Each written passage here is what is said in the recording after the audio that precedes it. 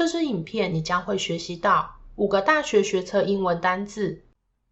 现在我们开始第一个单字咯 Achieve 后面可以接上 goal 目标，表示达到目标 Achieve goal， 也可以接上 success 成功，表示取得成功 Achieve success。例如 Tina achieved her goal of becoming a teacher， 缇娜达到她成为一位老师的目标。Achieve 是动词，名词是 achievement。名词有个很好用的用法，就是成就感 A sense of achievement。 Sense 是感官的意思， A sense of achievement 成就感。例如 Helping people gives me a sense of achievement， 帮助人们带给我成就感。Achieve 不但是学测英文常考单字需要记得它，你还可以把这些用法放到英文的作文里面哦。同时这些字词的用法也都很适合全民英检中级、中高级的复试写作。现在我们来看下一个单字 Committee 委员会，这个字也很常出现在各种中阶英文的考试中。Committee 的意思是一群被推选出来的人，他们执行工作、下决策等事务。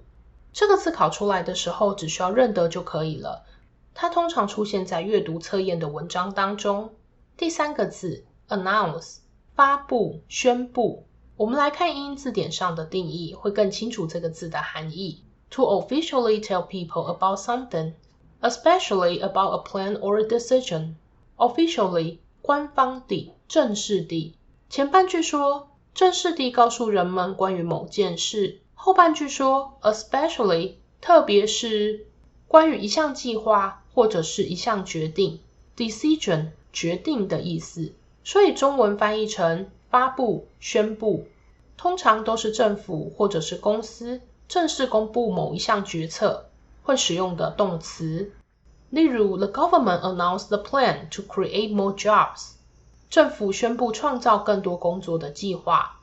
如果是人也可以使用，那就表示某个人很正式地表达他的做法。例如 Peter announced his intention to resign， 彼得宣布他打算辞职。第四个单字 Admission， 这个字超级重要，因为太喜欢考啦。如果用在学校叫做入学许可，比如 Steve applied for admission to business school， 史蒂夫申请商学院的入学许可。如果学校接受了史蒂夫，就会寄 admission letter 给他。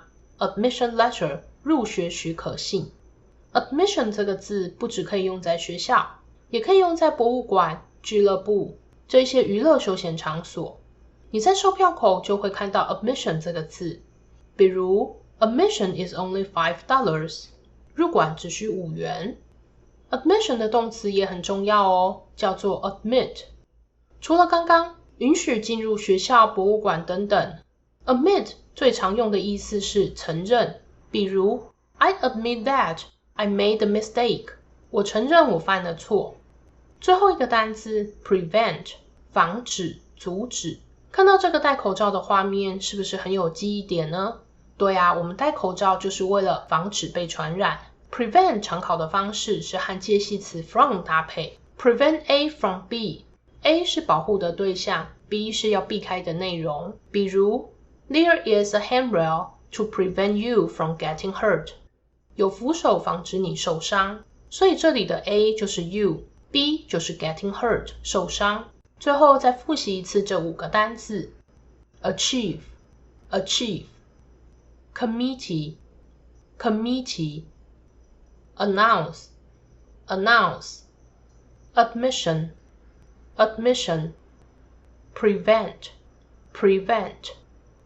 喜欢外文列车的影片吗？按下订阅就可以帮你准备大学学测英文、英检中级、中高级咯。外文列车提供升学英文，从国小到高中职英文，全民英检考试的应考知识。欢迎订阅，我们下一集见咯。